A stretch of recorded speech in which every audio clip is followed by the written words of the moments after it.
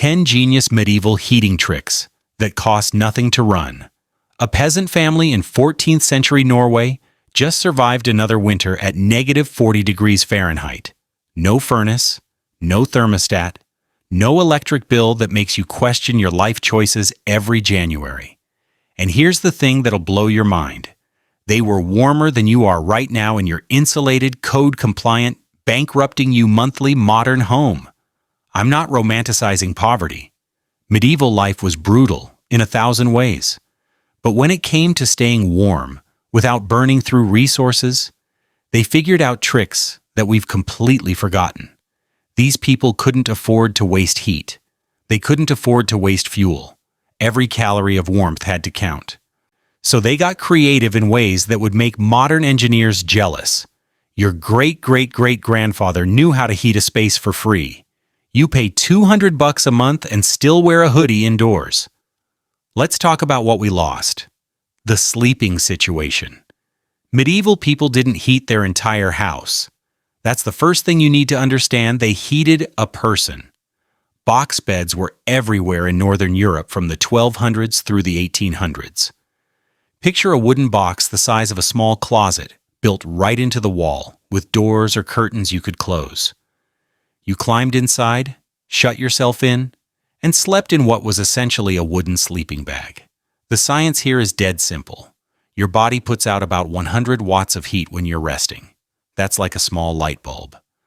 In a modern bedroom that's maybe 150 square feet, that heat disappears into the void. In a box bed that's maybe 20 cubic feet, that heat has nowhere to go. You're sleeping in your own climate-controlled pod. A study from the University of Copenhagen in 2011 measured temperature differences in reconstructed medieval homes. Inside a closed box bed, temperatures stayed 15 to 20 degrees Fahrenheit warmer than the room outside. Your breath, your body heat, even the heat from your family members if you shared the bed, all trapped in a small, insulated space. And the kicker? The box itself provided structural insulation. Thick wooden panels on all sides, often stuffed with straw or moss in the gaps. You're basically sleeping inside a wall. Modern bedrooms are the opposite of this. We heat 150 square feet of air, lose most of that heat through the walls and windows, and then complain about being cold.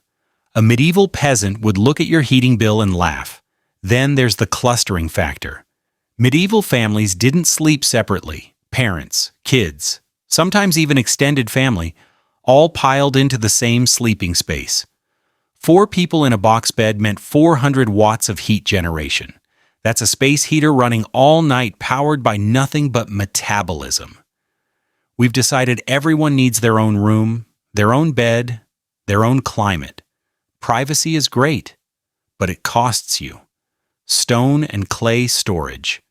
Here's where medieval builders understood something modern construction forgot: thermal mass. Your house is probably made of materials that heat up fast and cool down fast. Drywall, wood studs, fiberglass insulation.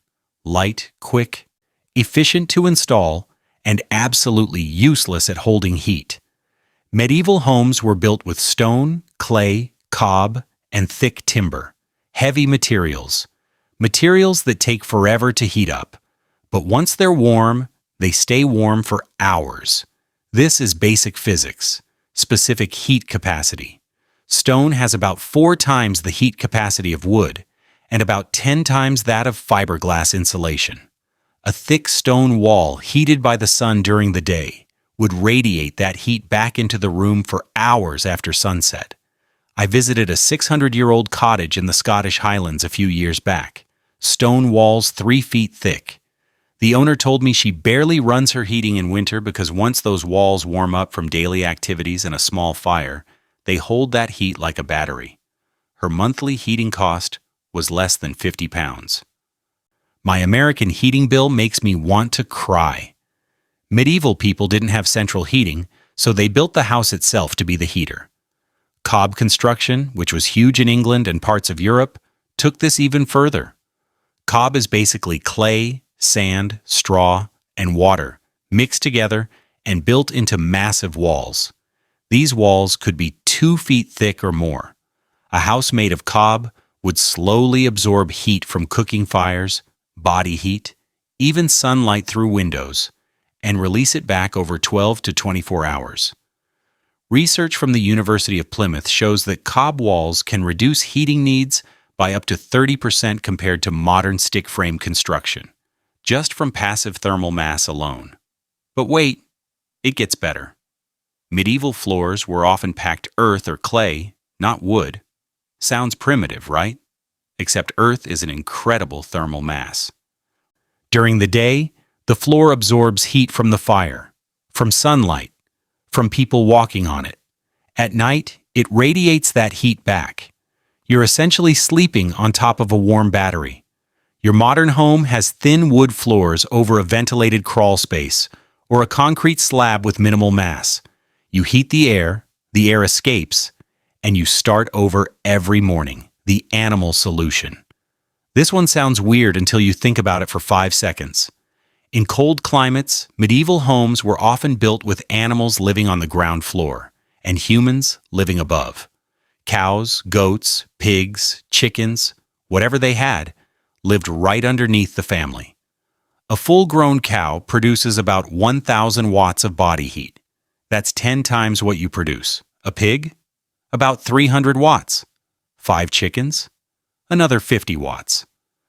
You're essentially running a multi-kilowatt heater in your basement 24/7, powered by hay and kitchen scraps.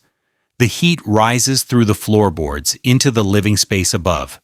In really cold climates, like Norway or the Alps, this could raise indoor temperatures by 10 to 15 degrees without burning a single log. Norwegian historians have documented farms where the animal heat was enough to keep the second floor above freezing, even when outdoor temperatures hit -30. And nobody paid an electric bill. Before you think this is gross, understand that medieval people weren't stupid. The animal area had separate ventilation. Manure was cleaned regularly. The setup wasn't about living in a barn. It was about using every available heat source because fuel was expensive and hard to get. Modern building codes would never allow this. We've decided that humans and animals must be completely separated, which is probably good for 100 health and safety reasons, but we've also decided to ignore 1,000 watts of free heat and replace it with a furnace that costs you money every hour it runs. They used what they had. We pay for what we need. Fabric and layers.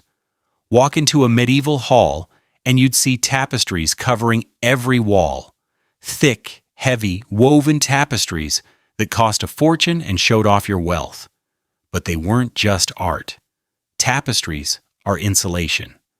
A heavy wool tapestry hung 6 inches from a stone wall creates a dead air space, and dead air is one of the best insulators you can get. That 6-inch gap stops convective heat loss through the wall. The fabric itself adds another layer of resistance. Studies on historic buildings in England found that rooms with wall hangings stayed 5 to 8 degrees warmer than bare stone rooms. That's not decoration, that's engineering.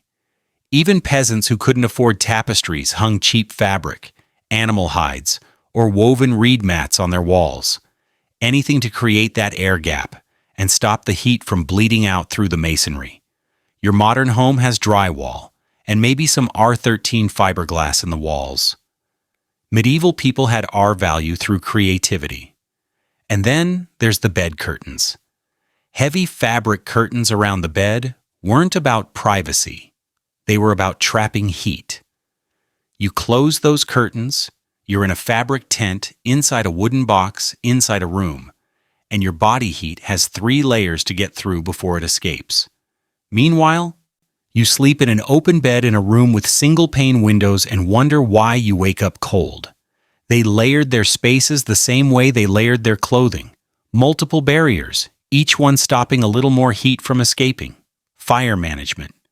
Medieval people were obsessed with fire management in ways we can't even imagine. Banking a fire was a nightly ritual. You don't just let the fire go out and restart it in the morning.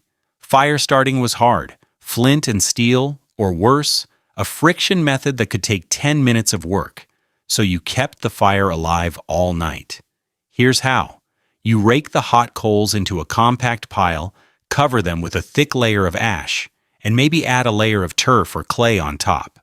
The coals are starved of oxygen, so they barely burn, but they stay hot. Come morning, you brush off the ash, add kindling, and you've got fire again in seconds. A properly banked fire could keep coals alive for 12 to 18 hours on basically no fuel. You're getting passive heat all night from embers that are barely burning. Compare that to your modern fireplace, which burns through a stack of logs in 3 hours and then goes cold. You're using 10 times the fuel for half the heat retention. Medieval hearths were also designed for radiant heat. Big, open fireplaces with stone or brick surrounds that absorbed heat and radiated it back into the room.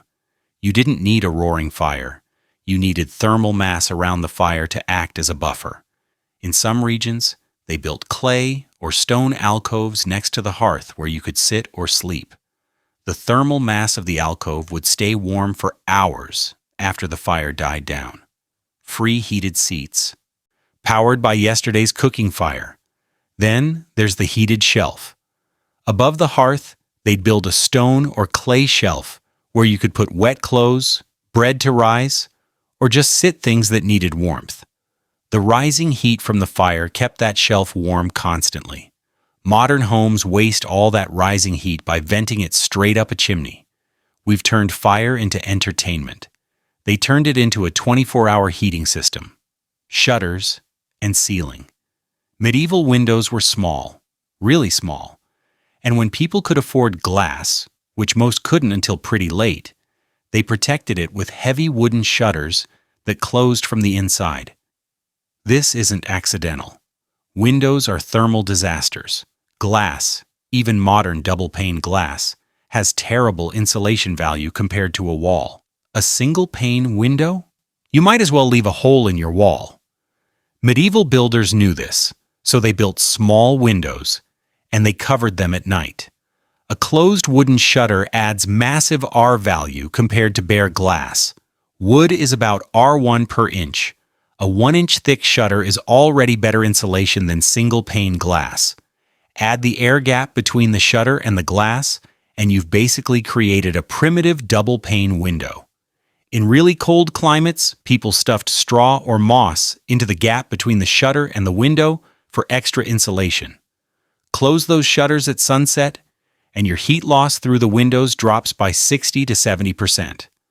Your modern home has huge windows because we like views and natural light. Fair.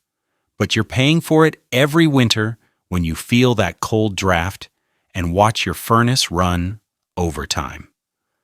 Medieval people weren't against light. They just understood the trade-off. Big windows meant heat loss, so they went small and covered them when it mattered. And sealing. Medieval people were manic about sealing gaps, rope caulking in the cracks between floorboards, moss stuffed into gaps in the wall, wax or tallow rubbed into wooden joints to stop drafts. Your house probably has gaps around your windows, gaps in your ductwork, gaps around outlets and switches. All of that adds up to about 30% of your heat loss, according to the Department of Energy. Medieval people couldn't afford 30% heat loss, so they didn't tolerate it. Centralized living. Here's a concept that'll make your real estate agent nervous. Medieval people didn't use most of their house in winter. If you had a 2-story house with multiple rooms, you abandoned half of it when the temperature dropped. Everyone moved into one central room, usually the hall or kitchen where the fire was. That's where you cooked, ate, worked, and socialized. The other rooms went cold. Why heat space you're not using? This is so obvious it hurts. But we've built homes where every room has a heating vent. Every room is expected to stay at 68 degrees, whether you're in it or not. You've got 3 bedrooms you use for 8 hours a day, but you're heating them for 24. A medieval household might heat 200 square feet intensely and let the rest of the house drop to near outdoor temperatures. You're heating 2,000 square feet to the same temperature and wondering why your bill is insane. The math is brutal. Heating costs scale with volume. Cut your heated space in half, you cut your heating costs in half. Medieval people understood this instinctively. And here's the thing, they weren't uncomfortable. That one room was warm, actually warm. Not 68 degrees, just barely comfortable if you wear a sweater, warm. We're talking 75, 80 degrees near the fire. You can be warm in a small space or chilly in a big space. They picked warm. Clothing as primary heat. Medieval people wore hats indoors. Seriously. Up to 30% of your body heat escapes through your head if it's uncovered. Medieval people knew this, so they wore caps, hoods, and head coverings as normal indoor wear, especially in winter. We think wearing a hat inside is weird. They thought freezing was stupid. The rest of the clothing strategy was layers. Linen underlayer, wool tunic, wool overcoat, maybe a cloak. Wool, even when wet, retains about 80% of its insulating value, which is why every cold climate culture on Earth used it. Your synthetic fleece loses most of its warmth when it gets damp from sweat. Wool doesn't. They could work up a sweat doing chores and stay warm. You sweat in your polyester hoodie and get cold the second you stop moving. Medieval people also understood that you heat the person, not the room. If you're dressed properly, you can be comfortable in a room that's 50 or 55 degrees. Your thermostat is set to 68 because you're wearing a t-shirt and jeans. Drop it to 60, add a wool sweater and a cap, and you're fine. Every degree you lower your thermostat saves about 3% on heating costs, according to the EPA. Medieval people were running the equivalent of a 55-degree thermostat and compensating with clothing. You're running 68 to 72 and paying for it. The modern mentality is, the house should be warm enough that I can wear whatever I want. The medieval mentality was, I'll dress for the conditions. One is expensive, one is free. Shared body heat. Humans are furnaces. Your body at rest produces about 100 watts. Your body, when active, produces 200 to 300 watts. Medieval people crammed together and used that. Communal sleeping wasn't just a poverty thing. It was strategic. 4 people in one bed meant 400 watts minimum. That's enough to keep a small enclosed space actually warm, not just survivable. Workshops and common rooms were designed for density. Everyone worked in the same room near the fire. Everyone ate together. Everyone stayed close. Heat radiates from people. Get enough people in a room, and the room itself gets warmer without adding fuel to the fire. Medieval great halls could have dozens of people during winter, and their collective body heat contributed significantly to the room temperature. There's a reason why historic churches are freezing in summer, but tolerable in winter when packed with a congregation. Bodies generate heat. We've built homes where everyone retreats to their own space. Private bedrooms, home offices, separate living areas. Every person in their own climate-controlled bubble. It's comfortable in the modern sense, but it's thermally insane. You're running a furnace to heat 5 separate spaces for 5 separate people. They put 5 people in one space and let biology do the work. Hay and straw everywhere. The last trick is the simplest and probably the most forgotten. Medieval people stuffed straw and hay into everything, between the floorboards and the ground, in the walls, between the stone and the interior plaster, in the roof, between the rafters and the thatch, in mattresses and pillows, under rugs. Straw is about R15 per inch. That's not amazing by modern standards, but it's free, renewable, and available everywhere. Pack a wall cavity with a foot of straw, and you've got R18 insulation. Your modern fiberglass bat is R13. Studies on medieval reconstruction sites in Denmark found that straw-insulated walls performed nearly as well as modern insulated walls in terms of heat retention, and in some cases better because straw is a better air barrier than fiberglass. But here's where it gets interesting. Straw also regulates humidity. It absorbs moisture when the air is damp and releases it when the air is dry. This prevents condensation inside the walls, which is the #1 killer of modern insulation. Wet fiberglass is useless. Wet straw still works. And when your straw started to break down after a decade or two, you pulled it out, composted it, and stuffed in fresh straw. The material cost was zero. The labor was an afternoon. Your modern insulation costs thousands of dollars to install and can't be easily replaced. Their insulation cost nothing and was endlessly renewable. Even floors were insulated with straw. A thick layer of straw or rushes on the floor acted as a thermal barrier between your feet and the cold earth below. You walked on insulation all day. We ripped all of this out and replaced it with products that cost money and degrade over time. They used what grew in their fields and stayed warm. Conclusion. Let's be clear. I'm not saying medieval life was better. Lots of it was terrible. But when it came to heating without resources, they figured it out. They had to. Fuel was expensive. Labor was hard. Heat was survival. So they built thermal mass into their walls. They trapped their body heat in small, insulated spaces. They used animals as living furnaces. They layered fabric over stone to create dead air gaps. They managed fire like their lives depended on it. Because it did. They sealed every crack, wore hats indoors, crammed together for warmth, and stuffed straw into every gap they could find. None of this cost them money to run. It cost them thought. It cost them intention. It cost them accepting that comfort comes from smart design, not just throwing energy at a problem. You're paying a heating bill every month that would make a 14th century Norwegian peasant's head explode. And you're doing it while wearing a hoodie indoors and complaining about drafts. The knowledge is still here. The techniques still work. We've just decided that it's easier to pay than to think. Medieval people didn't have that option, so they stayed warm for free. Maybe it's time we looked backward. If you found these forgotten techniques valuable, hit the like button and subscribe to Medieval Over Modern for more discoveries about what we lost when we stopped looking backward. Drop a comment and let me know which heating trick surprised you most, or if you've tried any of these methods in your own home. Share this with anyone interested in survival, homesteading, or just understanding why the old ways sometimes worked better than what replaced them.